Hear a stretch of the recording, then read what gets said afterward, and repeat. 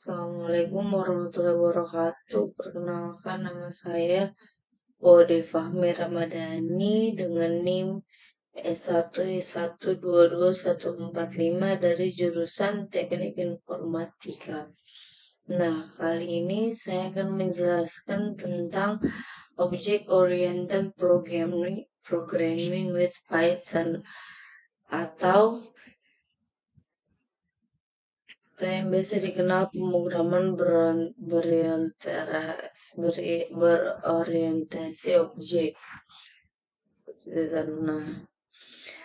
Nah, yang kita akan membahas kali ini kita akan membahas beberapa topik. Yang pertama itu Introduction to OPP.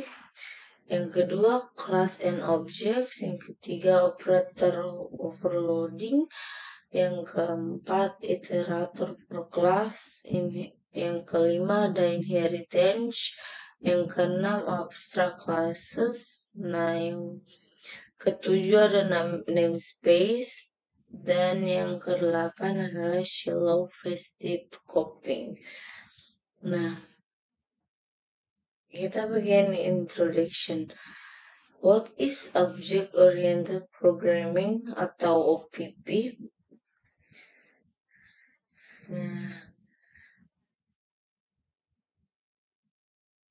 OPP adalah pendekatan untuk memodelkan benda-benda di dunia nyata, misalnya mobil, rumah, dan berhubungan antara benda-benda, misalnya siswa dan guru, perusahaan dan karyawan. Dengan kata lain, OPP memodelkan entitas dunia nyata sebagai objek perangkat lunak dan mengatur hubungan di antara mereka. Nah, mengapa OPP diperlukan? OPP bertujuan untuk memberikan kualitas berikut pada program perangkat lunak. Yang pertama, kualitasnya itu adalah ketahanan terhadap kegagalan. Yang kedua, kemampuan beradaptasi. Yaitu kode berukuran besar dapat dengan mudah diadaptasi untuk mengakomodasi perubahan baru. Yang ketiga, dapat digunakan kembali. Misalnya basic kode yang sama dapat digunakan kembali di banyak aplikasi dengan sedikit usaha. Nah, bagaimana OPP mencapai tujuan ini? Yang pertama adalah encapsulation, encapsulation. By binding data and methods together and limiting its access from outside. Yang kedua ada modularity. Different software components are defined into different functional units inheritance. Nah, yang ketiga ada abstraction. Providing a simple and intuitive interface while hiding the implementation details, making it easier for others to understand and use the code or abstract class. Nah, encapsulation itu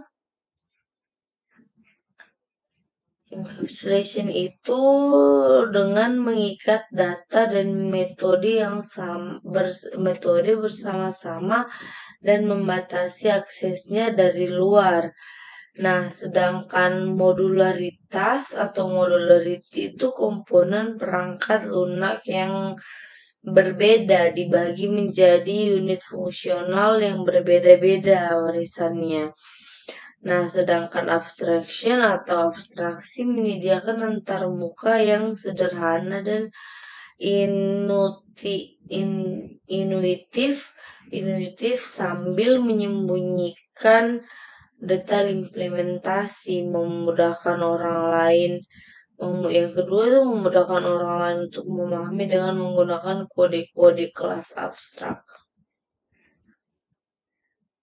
Nah, sementara untuk software development itu yang pertama ada design, implementation, testing dan debugging. Testing dan debugging itu dibagi menjadi 3. Yang pertama top and down atau stubbing, bottom up, top and down dari atas ke bawah, ini artinya mematikan. Bottom up itu dari bawah ke atas pengujian unit, dan debugger itu breakpoint print statement. Nah, ini misalnya kodenya itu if name main, maka hasilnya itu seperti ini. Nah, the code that is in in a conditional construct of the above from will be executed when Python is invoked directly on the module, but not when the module is imported for use in a large software project. Atau kode yang dilindungi dalam konstruksi kondisional dari bentuk di atas akan dieksekusi ketika Python dipanggil langsung pada modul itu, namun tidak ketika modul diimpor untuk digunakan dalam proyek perangkat lunak yang lebih besar. Nah, yang tadi kan ini adalah bagian introduction. Nah, selanjutnya kita masuk di bagian class and object. Nah, yang pertama itu class definition. A class serves as the primary means for abstraction in object-oriented programming.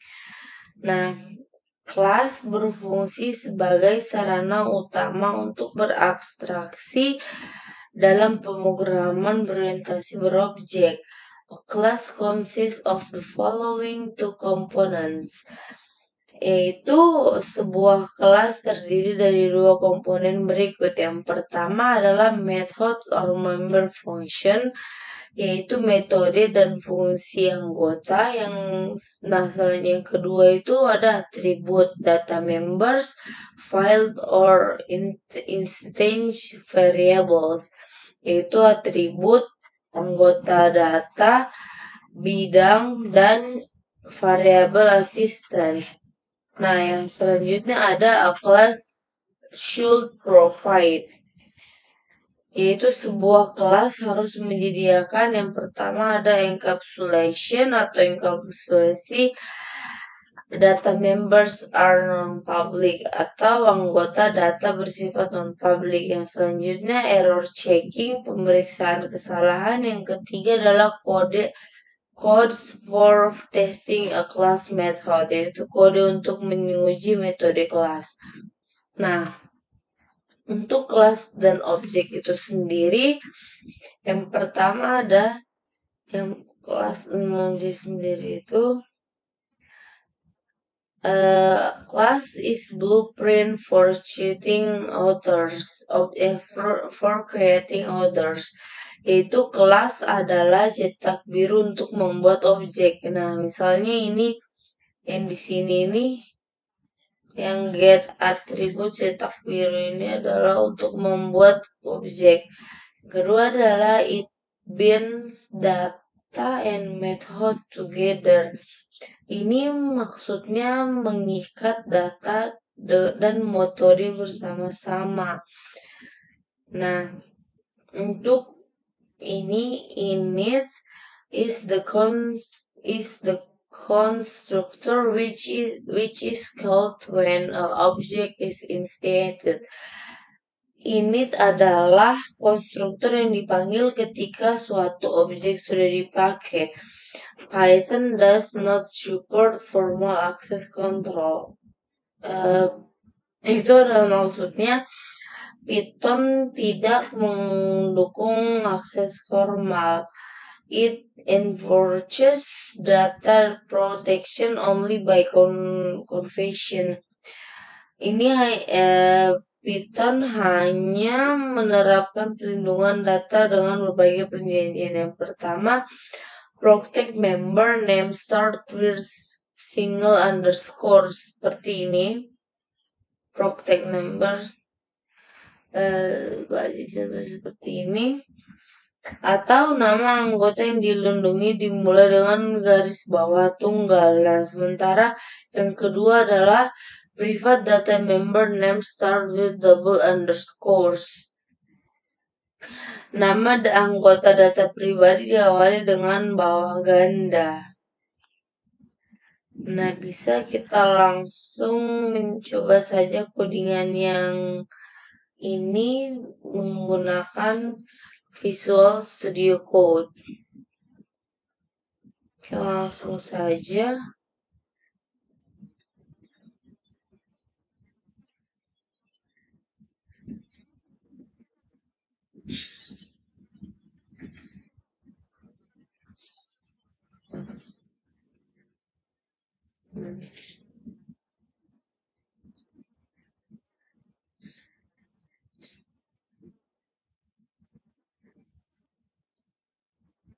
Kelas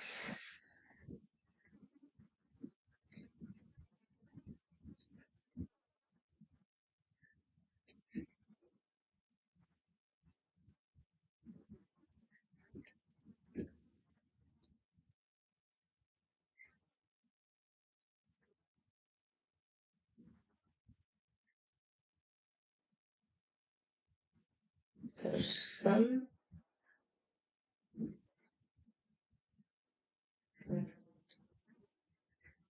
that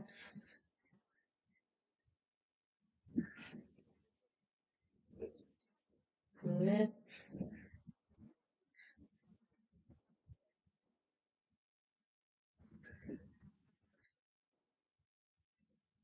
some name. Kita sesuaikan saja dengan yang di sini. Non.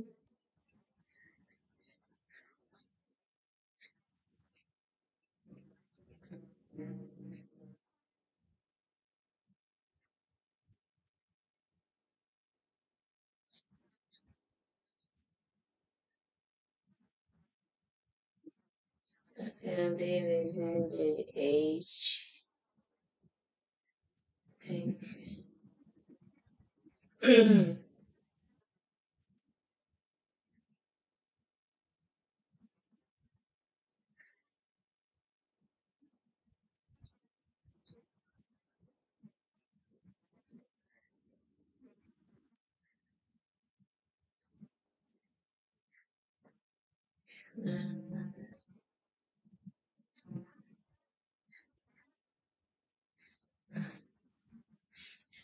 Ini bahasa oneself.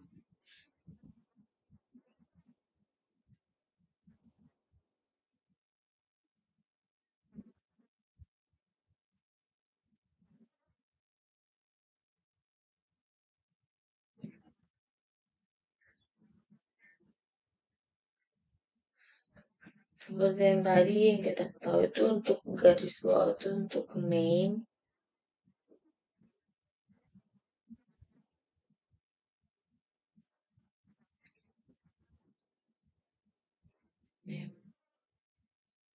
Nah,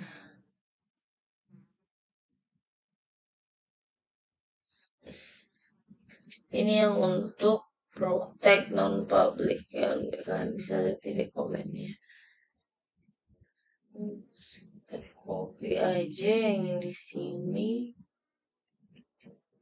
terus bentang bawah, tinggal ganti yang ini jadi. Nah, untuk yang private harus dua itu kan, harus dua garis underscore. Jadi dia itu self.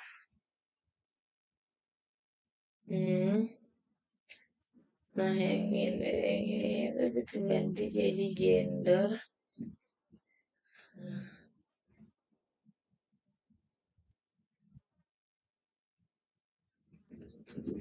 Nah,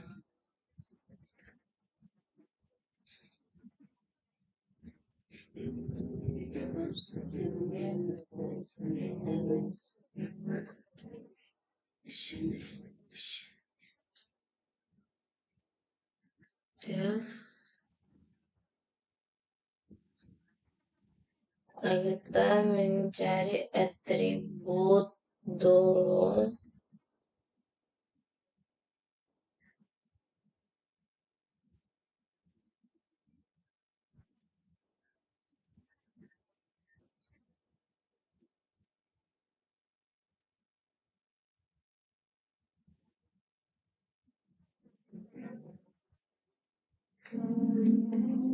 Yes.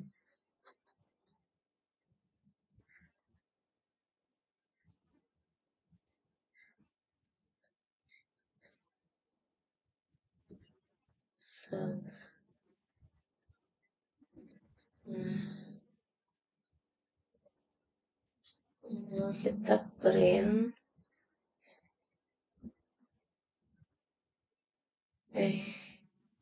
Aduh,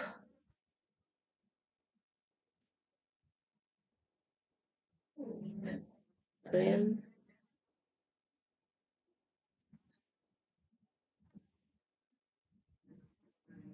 Bagus ya, kita dulu salah. Ini, no, my name is.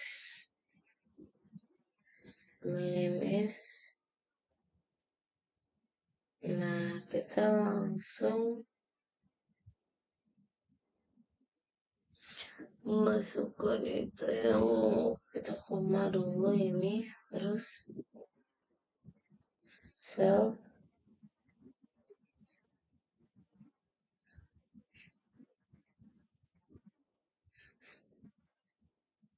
main. Nah, ini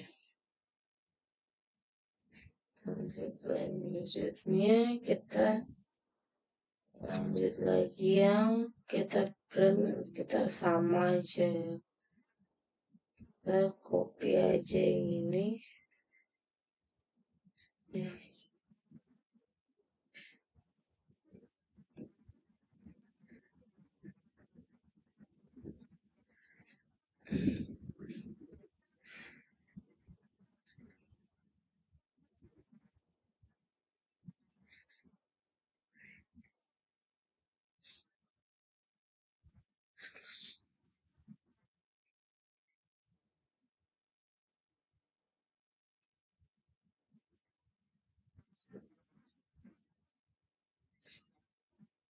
Ganti di sini my age is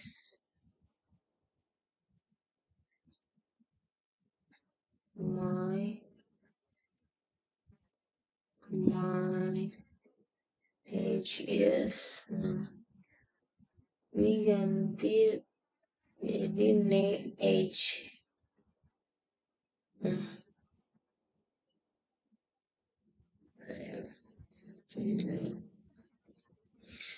ganti my gender is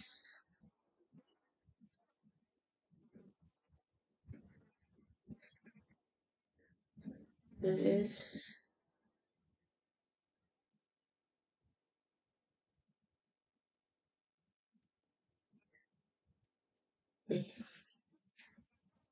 ini.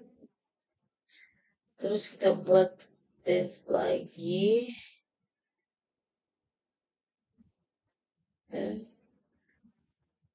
untuk mengatur atribut.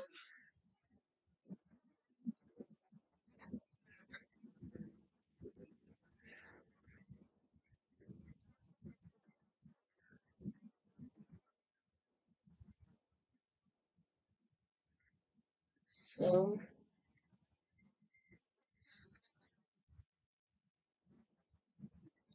name, age, and gender.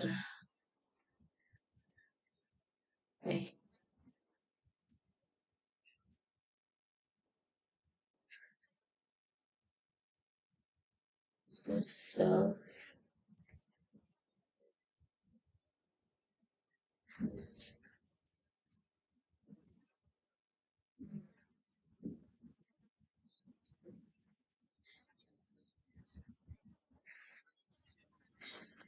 self, age, Baca bodoh.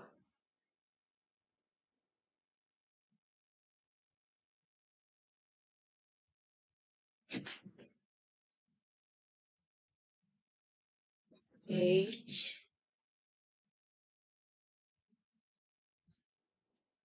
self. Nah, untuk yang gender, terus gender. Nah, di sini kita tinggal membuat definisinya, misalnya kawan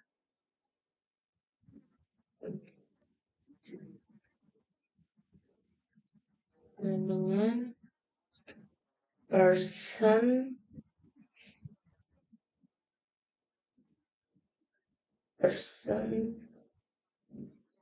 that's we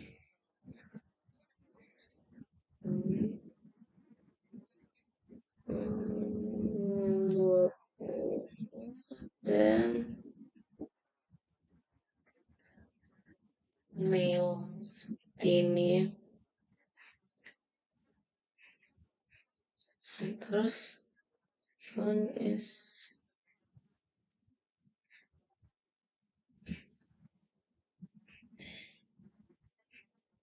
get a trip.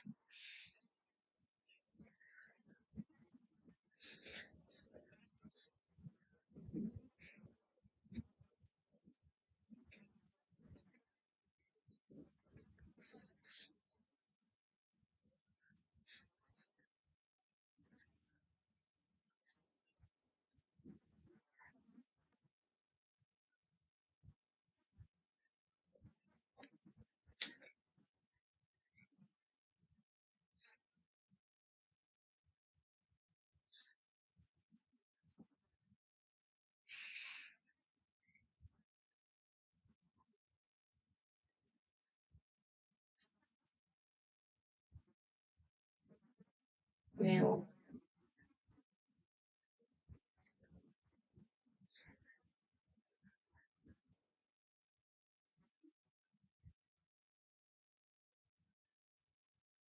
get a trip.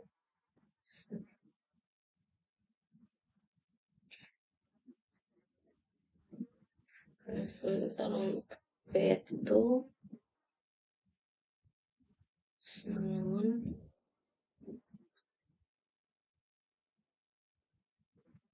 person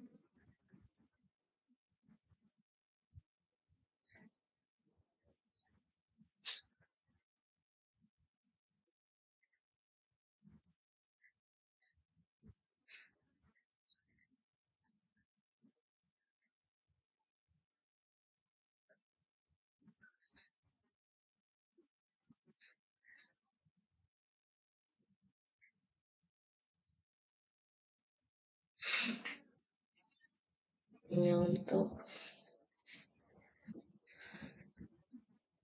itu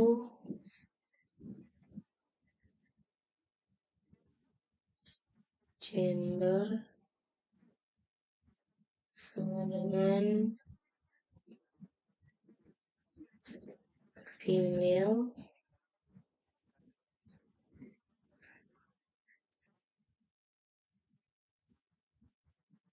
ini itu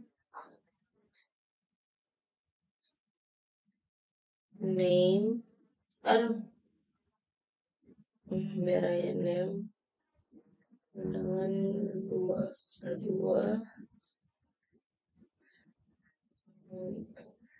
itu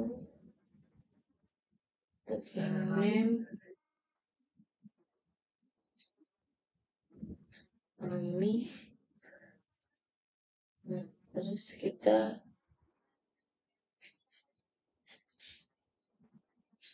itu terus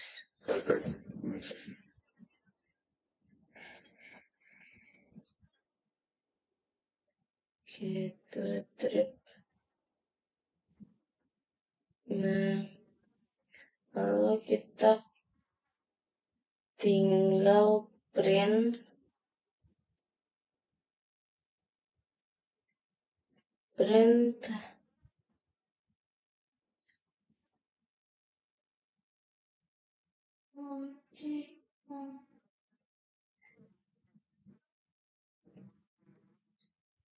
gender of P2 is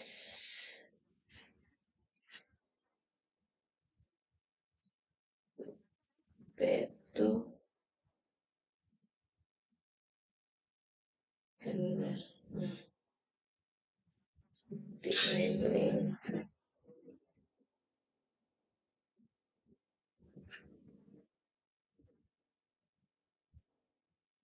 Nah, kita coba run saja langsung. Nah, maka tampilannya sama seperti yang di sini.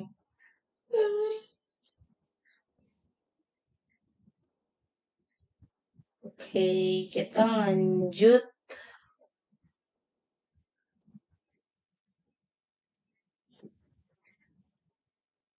Operator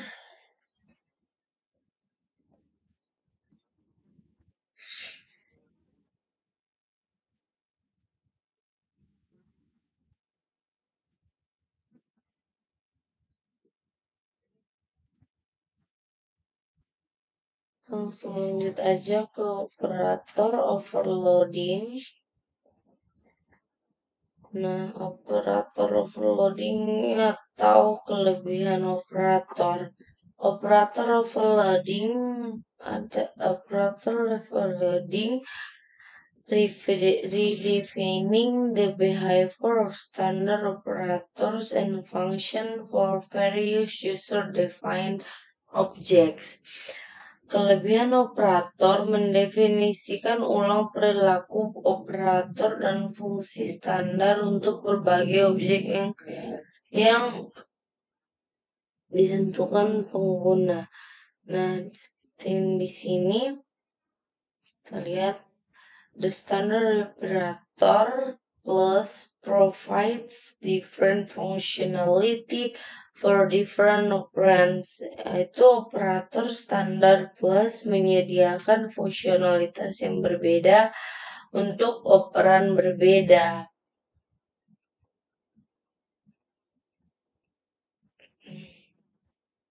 Seperti ini contohnya. Nah, misalnya dia di sini memprint 2 plus 3. Itu menambah addition of number.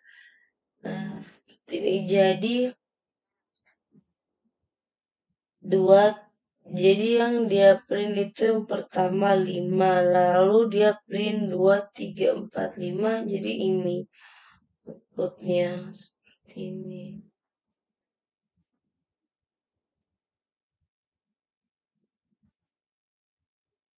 Nah, untuk operator overloading through specially named methods atau operator kelebihan beban melalui metode bernama khusus.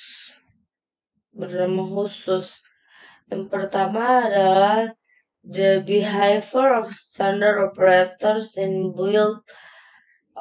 built-in function in Python can be redefined for new class using specially named methods. Examples: plus operator is overloaded by implementing method named add. Nah, perilaku operator standar dan fungsi bawahan dalam Python dapat didefinisikan ulang untuk penggunaan kelas baru metode yang diberi nama khusus. Contohnya, tanda tambah ini adalah operator kelebihan beban dengan mengimplementasikan metode bernama menambahkan atau ini ya, gini. Kalian juga bisa lihat di sini. Nah, sementara untuk non-operator overload atau kelebihan beban non-operator. STR4 is overload for an object by implementing a 4 STR. Yang dimaksudnya itu adalah yang ini tuh kelebihan beban untuk suatu objek dengan mengimplementasikan suatu metode dengan 4STR. An user-defined class foo can be treated as bool variable by implementing foo bool method. Kelas foo yang ditemukan pengguna dapat diperlakukan sebagai variabel bool dengan mengimplementasikan foo bool metode foo bool. If a particular special method is not implemented in user-defined class, the standard syntax release reopen the method will raise an exception, yaitu jika metode khusus tertentu tidak diimplementasikan dalam kelas yang ditentukan, pengguna sintaks standar yang bergantung pada metode tersebut akan munculkan pengecualian. Misalnya, A tambah B akan memunculkan kesalahan jika ini yang tanda ini tuh tidak terdefinisi.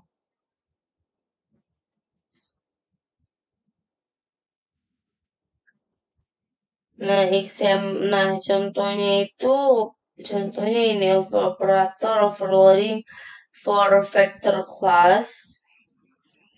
Ini contoh kodenya. Implied methods, there are some operators that have default definition provided by Python. In the absence of special methods, and there are some operators whose definition are derived from others. Metode tersirat, ada beberapa operator yang definisi defaultnya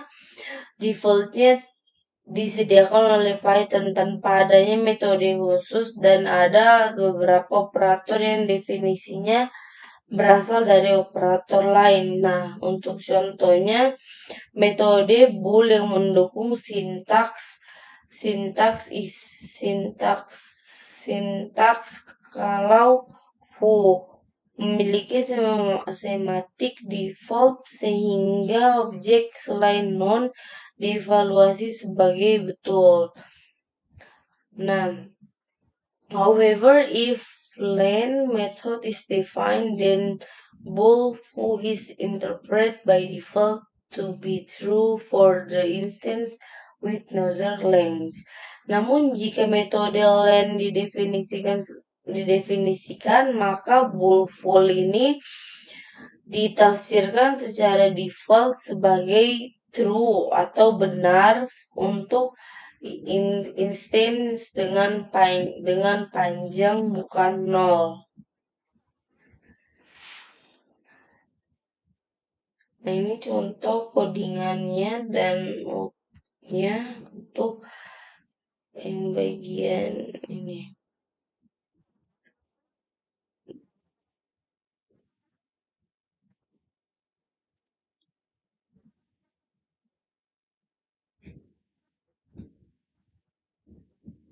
Kita lanjut ke materi yang selanjutnya, itu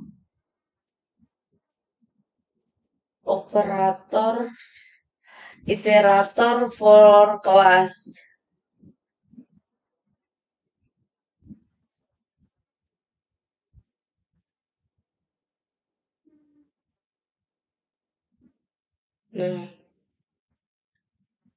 iterator for class atau iterator untuk kelas. An iterator for a collection provides one key behavior in IT support. A special method named is next that returns the next element of the collection if any or raises a stop iteration exception to indicate that there are no further elements. Sebuah iterator untuk suatu koleksi menyediakan suatu perilaku utama. Ini mendukung metode khusus bernama ini yang next yang mengembalikan elemen koleksi berikutnya jika ada atau memunculkan stop iteration pengecualian untuk menunjukkan bahwa tidak ada elemen lebih lanjut. Nah, there are two ways to implement an iterator. Yang pertama adalah using the generator syntax. Nah, untuk using the generator syntax itu misalnya next and iter. Nah, yang selanjutnya adalah by define len and getment methods for user driven class, yaitu dengan mendefinisikan len dan the getment ini metode getment ini untuk kelas yang ditentukan pengguna. Nah, untuk contohnya membuat iterator kelas menggunakan sintaks generator. Oke, kita langsung saja mencoba codingan ini yang lagi apakah berhasil atau tidak.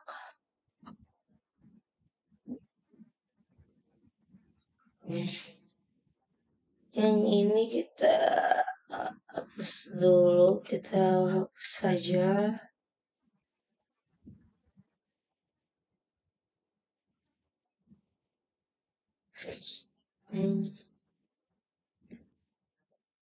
Kelas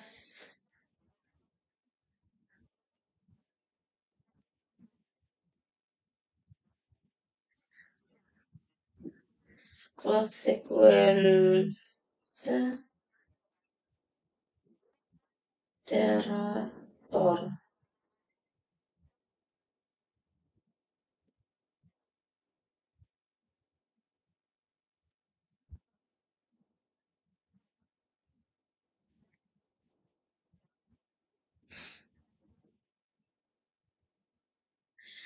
Create an iterator for the given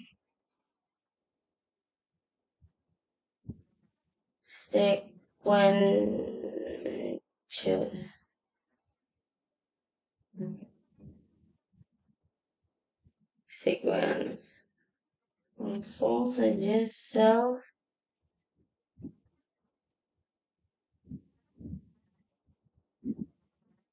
sec sama dengan sequence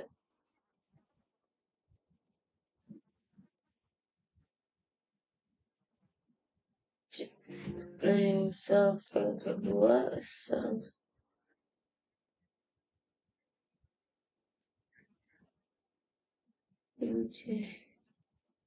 self k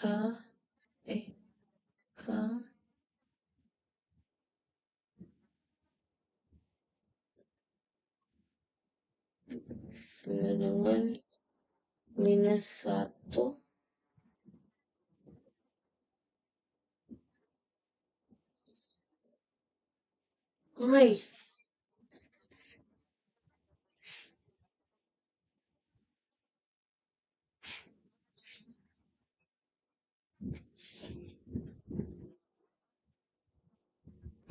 the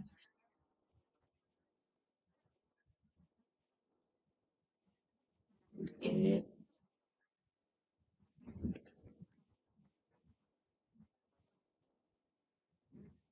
unit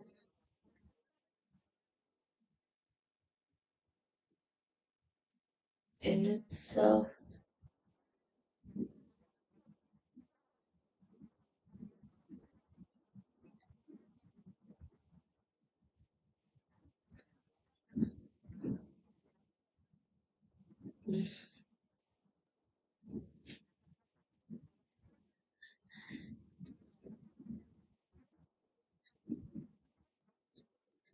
and operator or any of Python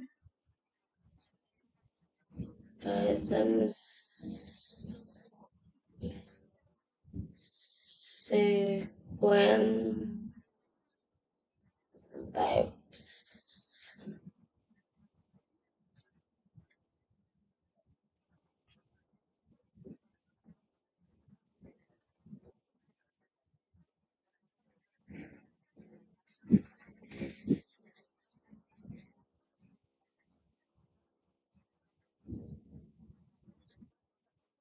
Hmm.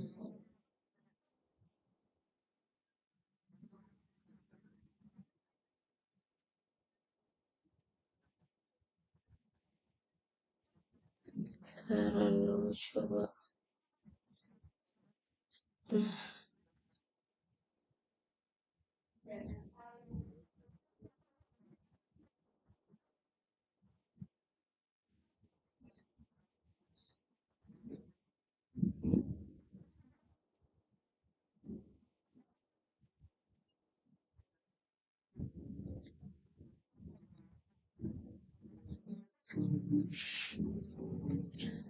Langsung kita lanjut aja deh.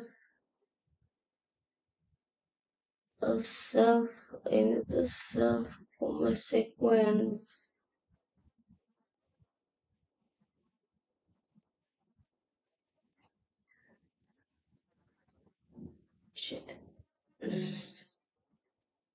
Sebut def lagi.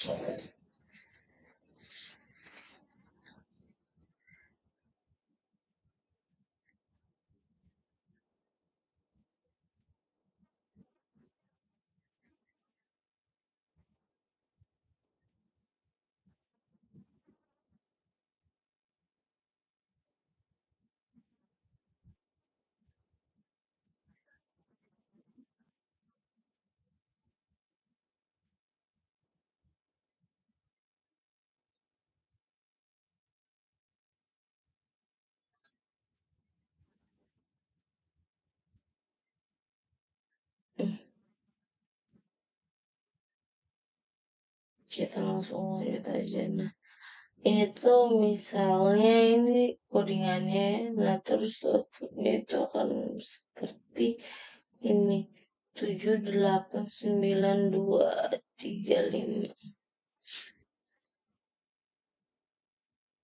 Nah, untuk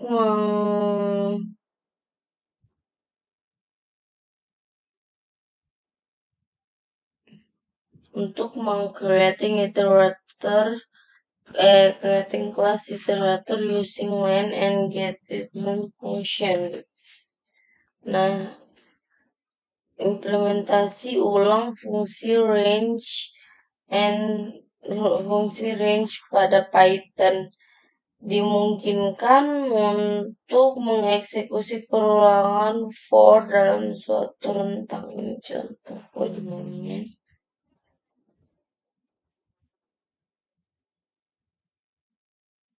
Nah, yang selanjutnya kita masuk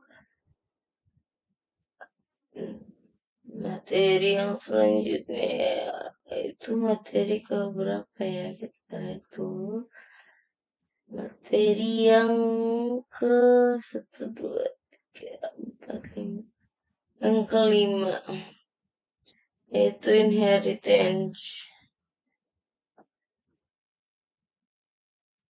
inheritance atau warisan. A natural way to organize various structural components of software package is in hierarchical fashion, yaitu cara alami untuk mengatur berbagai komponen struktural paket perangkat lunak adalah dalam hierarkis mode. Similar abstract functions are grouped together in a level-by-level manner, yaitu fungsi abstrak serupa dikelompokkan bersama secara tingkat demi tingkat. Nah, yang selanjutnya adalah the abstraction goes from specific for more general as one traverses up the hierarchy. Abstraknya berubah dari yang spesifiknya yang lebih ke umum ketika seorang melintasi hierarki. Nah, inheritance atau warisan mengizinkan kelas baru bernama atau bernama subclass or child class untuk mendefinisikan berdasarkan kelas yang ada. Misalnya base class, parent class, or super class sebagai titik awal. Nah, a subclass may specialize an exciting behavior for providing a new implementation that oversights an exciting method. Sebuah subclass mungkin mengkhususkan perilaku yang ada dengan menyediakan implementasi baru untuk menimpa suatu metode yang ada. Nah, subclass may also extend subclass juga bisa memperpanjang superkelasnya dengan cara menyediakan metode baru. Nah, seperti ini kita bisa lihat ini.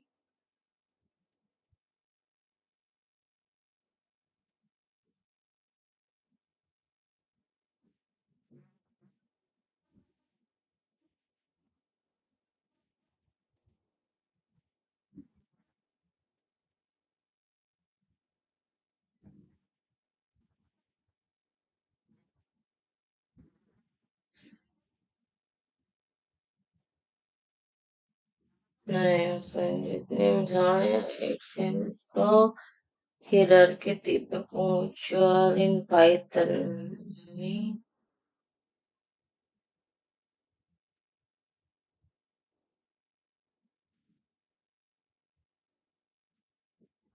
kita lihat materi selanjutnya apa.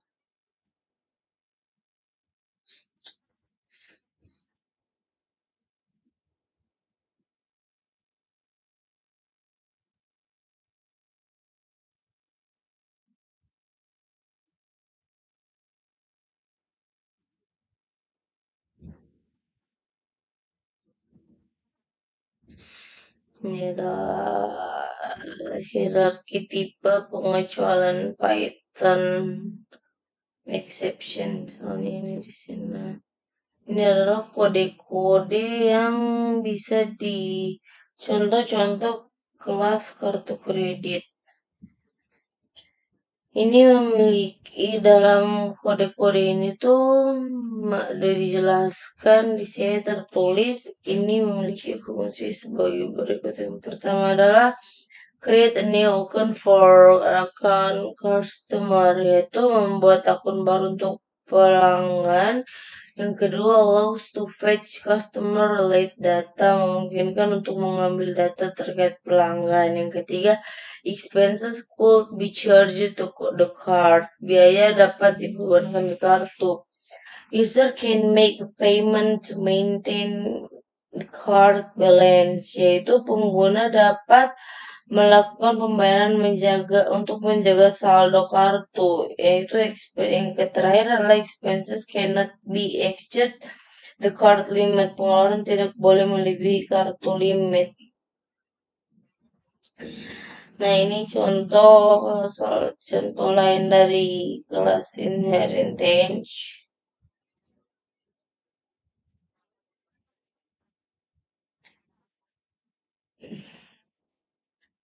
Sama seperti ini juga.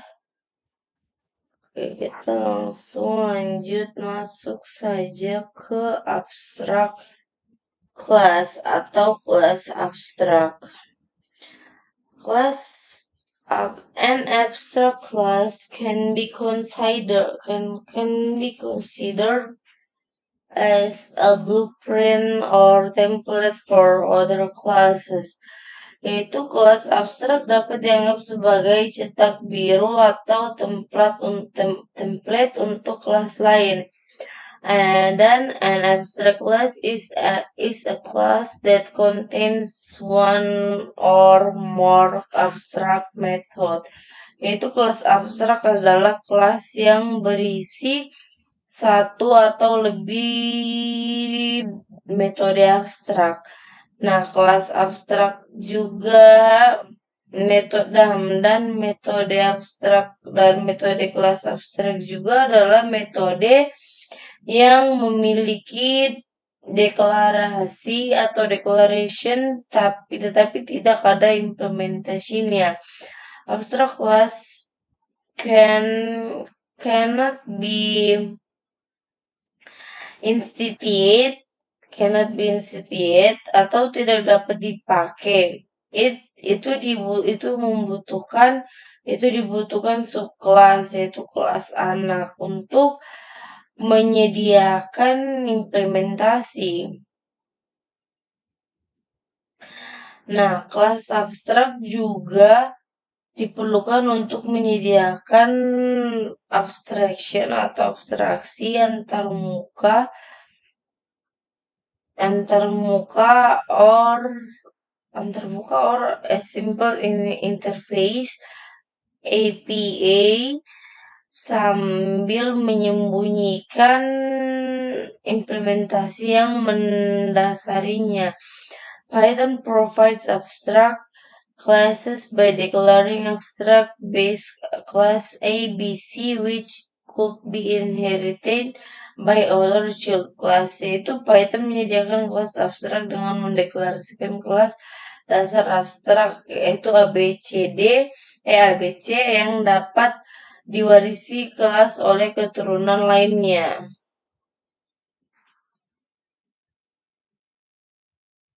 Nah, yang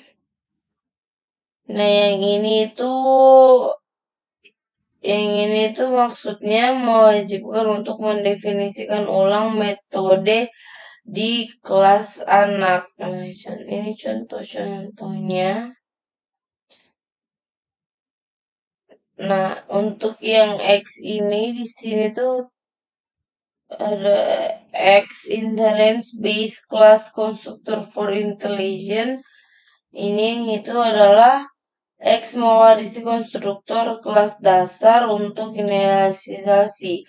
X mendefinisikan ulang metode abstrak di kelas dasar.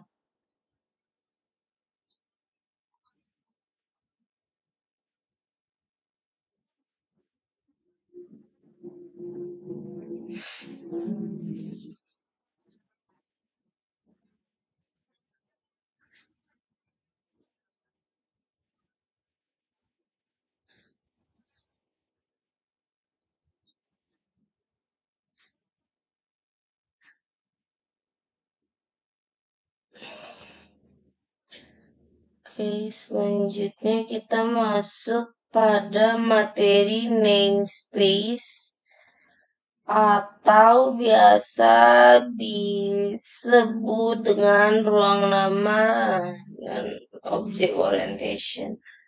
A class namespace includes all declarations that are made directly within the body of the class definition. Atau ruang nama kelas mencakup semua deklarasi yang dibuat dalam definisi kelas. Seperti ini kalian bisa lihat di sini. Misalnya kelas itu ruang dari nama kartu kredit.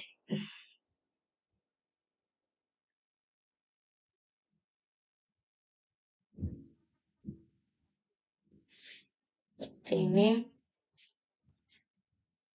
Nah, yang selanjutnya kita masuk pada materi shallow and deep coping.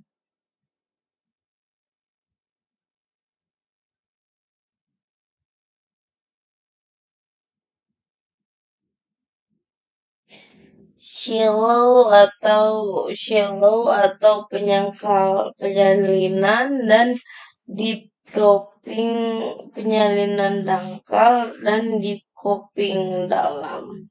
Shallow and deep coping yaitu penyalinan dangkal dan dalam. Different methods for copying data alias shallow copy and deep copy. Yang pertama, metode berbeda untuk menyalin data yang ada alias. Ada yang menyalin data dangkal dan dalam copy. Nah, ini tuh bisa dijelaskan. Jika pelet diubah warna, hangat juga berubah. Mereka berbagi lokasi memori yang sama. Bisa lihat.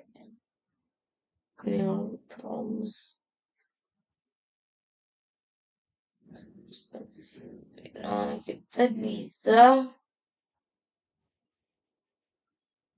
Nah, we can add and remove elements from palette without affecting warm tones.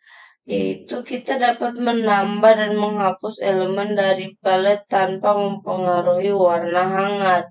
Yang kedua, but we can now edit the color instance from the palette list. It will affect from the warm tone colors. Namun kita tidak dapat mengubah atau mengedit contoh warna dari daftar palette. Ini akan mempengaruhi warna-warna yang hangat. Nah, meskipun mereka merupakan daftar yang berbeda, there remains indirect aliasing from example palette and warm tones as alias for the same colors, yaitu masih terdapat alias tidak langsung. Misalnya ini palette 0 dan warm tones yang rada hangat sebagai alias untuk contoh nada yang sama. Nah, sementara untuk palette yang ini di dalam deep copy salinan baru merujuk pada salinannya sendiri dari salinan yang dirujuk oleh versi aslinya. It creates separate memory location for two copies. Ini menciptakan lokasi memori terpisah untuk dua salinan. Nah, kedua salinan dapat dimodifikasi secara independen tanpa saling mempengaruhi. Bisa lihat contoh pelletsnya di sini.